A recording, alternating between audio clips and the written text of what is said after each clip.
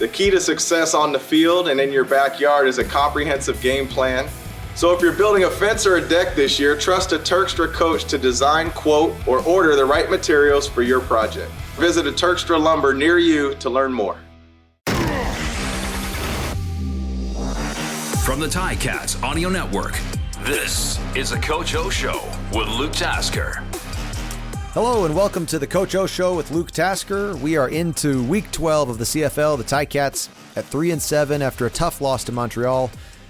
Coach, great to see you. Great to see you, Luke. What's happening, man?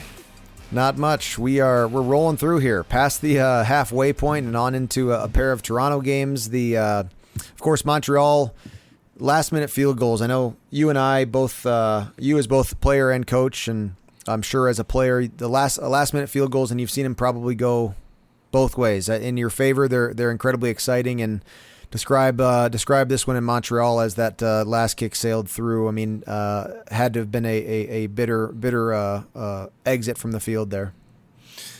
Yeah, it was disappointing and frustrating. You know, I thought we battled in a hostile environment, and you know it was a hard-fought game, and definitely a game that we could have won, and it didn't happen that way. So yeah, definitely disappointment, and but you know we play Friday, and we're moving on. Yeah, absolutely. We will get to some fan questions here shortly, or a fan question. And listeners, be sure that you mail any questions you have into the email at gameday@ticats.ca. Each week we'll pick a question for Coach to be asked, and yours might be on next week's show. The Coach O Show with Luke Tasker is presented by Turkstra Lumber. Check out the project coaches at Turkstra Lumber. They can help with any part of your home reno, and you can learn more about that at turkstralumber.com. Coach, let's start off with I mean, it really was an incredibly exciting game. It was not a loss where, I think you probably early on in the season have a long laundry list of things that you want changed, but this was a good football game. Any onlooker would have considered this an exciting one to watch. Can you tell me about some of the things that you're proud of with your team, some of the things that they're doing much better now, even though the game didn't go in your favor? Well, I think we're definitely responding to adversity a little bit better. I think we're coming through in the clutch situations where, you know, they're time sensitive, where we have to come through and make a play. We definitely left a handful of plays out there that would have helped us possibly solidify the game. I'm proud of just the way, and I don't just mean the physical play. I mean the sideline energy. I mean, the no panic, the next play up, the way we've responded to key positions going down, not just leading into a game, but during the game, and those sorts of things, where early in the year, maybe we would have got stuck in a lull, like, those type of things. But kind of when you've been there and experienced things, sometimes experience is the best teacher. And, also really proud of the people that, are playing for the first time, stepping up and it not being too big for them, and not just playing but contributing. Yeah. That sideline energy that you mentioned, Montreal, in my opinion, it can be a tough place for that. It's a tight sideline, tight to the stands. You really feel like you're in enemy territory there. How does that get produced? What do you attribute that to when you have a positive energy on the sidelines at an away stadium like that? Is it a leadership thing? Oftentimes, absolutely. But Luke, you've been here. I think it's something that we spend time on, and you can't reenact or even prepare, even situations that happened before, or you can't really prepare for everything that's going to happen in the future. But like I said, what you can do is show examples of being behind in a game, coming back, showing it with multiple different people doing it, and you just show them. I think there's power in visuals sometimes, and then obviously hammering the message home, not just from the top, but in the subcultures as it goes throughout. So, and then of course, like I said, just to circle back to your original comment, leadership does play a role in that. I know that there's probably many of fires you put out and a lot of trash you picked up that I never knew about. And that's just simply because you were a leader. And I know that there was other people in the locker room that did that same thing. You know, I'm sure Filer did his fair share of stuff and I know I did it as a player. I know Mike O'Shea did it, and that's where those comments come from. If having been there, is that sometimes, you know, that's where I knew that leadership does matter, right? The coaches aren't aware of everything, and if you have leadership in all different forms, that doesn't mean rah-rah. That doesn't mean break it down. That could be a text message nobody knows about. That could be a locker cleanup. It could be picking up somebody's towel. All of it matters, but it doesn't ever show up in a stat sheet or in any analytics or any articles written about it. In Montreal, a couple of the exciting storylines was the QB on both sides of the field, and it was a pretty good showdown there. A lot of productive pass plays, a lot of offense. Matt Shiltz, what can you say about him? I mean, could you have asked much more from a guy in his position as to what he put on the field on Montreal? Sure, I'm a coach. I can always ask for more. You can ask for it, I suppose. Yeah. No, I was super proud of Matt. He's also Aiken, and he's just a natural leader. That the moments weren't too big for him. He stood in there and took a couple right to the chops, and delivered the football. There's a couple of throws, of course, he's going to want back, and there were some crucial ones there. But, you know, at the end of the day, he gave us an opportunity to win. You know, we took care of the football.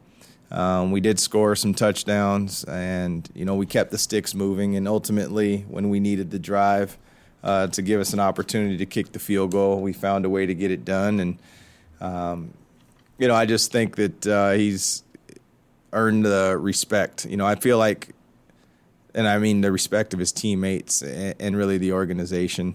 And respect isn't, you know, it's something that you give. You know, it's not always something that you get. Like, you give respect just to give it. You don't expect anything in return. And he just gives it his all. And I equate it a little bit to, you know, for everybody out there, I'd say when Dane was the backup, you never really heard about him. He was just there. But you could tell there was something about Dane. And he just came to practice and came to work. And Matt was kind of the same way. But now that he was thrust into the limelight, it wasn't too big, and he was able to absorb more, take on more, and not just playbook-wise and those, but just, you know, a little bit more vocal-wise, and you got to see a different side of him. Obviously, the injury bug goes where the injury bug goes, but do you suspect, has Matt Shiltz earned his right to continue to see the field throughout the season? Yeah, I think we've, you know, established that, you know, we could play either one of these guys and win football games. You know, we've kind of did that the last 2 years here with Jeremiah and Dane. I'm not suggesting that that's exactly what it's going to look like, but I don't think there's any doubt that both of them can contribute to wins in the future for us. Coach, let's get to a fan question here. This one is from Robert. In 2019, statistically, the Ticats attempted more two-point conversions much more frequently than these last two seasons. Is there a specific reason for that change? Sincerely, Robert. Thank you, Robert. No, that's a fair question. It's something that we definitely worked on a lot. We still work on two-point conversions in practice. I would say that we found the end zone a few more times up to this point in 2019, and it was just kind of you just kind of knew we'd be back. So if you basically needed to go one of two. You know, if you get a two-point conversion, that you were still going to be at 14-0 or whatever the score may be. And I just think in this year it was about, you know, getting the maximum bang for our buck. And that's when we're down there to go ahead and kick it, even though those aren't guaranteed either. They're not, you know, exactly chip shots anymore. It's something that we'd like to get back to, and it's something we still practice. It's just been less of an emphasis because of the way the season has kind of gone. Good question, Robert. Listeners, remember you can email any questions you have for Coach to gameday@ticats.ca, and next week we'll pick another question to ask Coach. Coach, you're back into the Toronto series here. Montreal clinches second place, not clinches, but establishes themselves in second place moving forward at this point in the season at least, and now back to another back-to-back. obviously everyone has their opinion on the situation here, but Hamilton and Toronto, 4 out of 5 games, they'll have ended up seeing each other.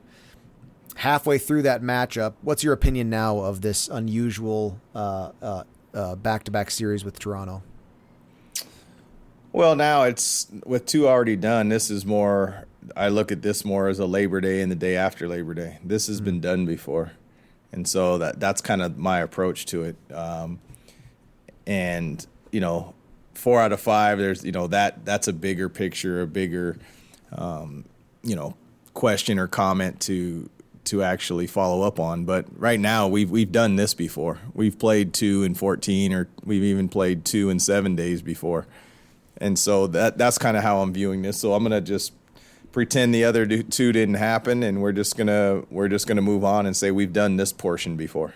Yeah, I think maybe having not known anything 3 weeks ago as to how this would go, this probably is as best as it can go for the CFL. I mean, just for the benefit of the league, meaning that Hamilton and Toronto split the series. First place is still available even to the third place team, which is the Ticats, after the next 2 series. So there's a lot of moving pieces, and maybe for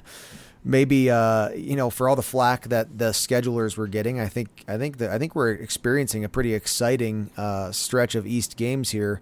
With Toronto, Montreal, Hamilton, and then even Ottawa still in the mix as we progress into the end of this second third. So never without excitement in the CFL. I'm sure in your locker room is that excitement felt? Is there a grind of this season? Sometimes the CFL I felt was 18 was such a long stretch that there can be a mid-season, drought there. Is there an energy and excitement still in the Ticat locker room?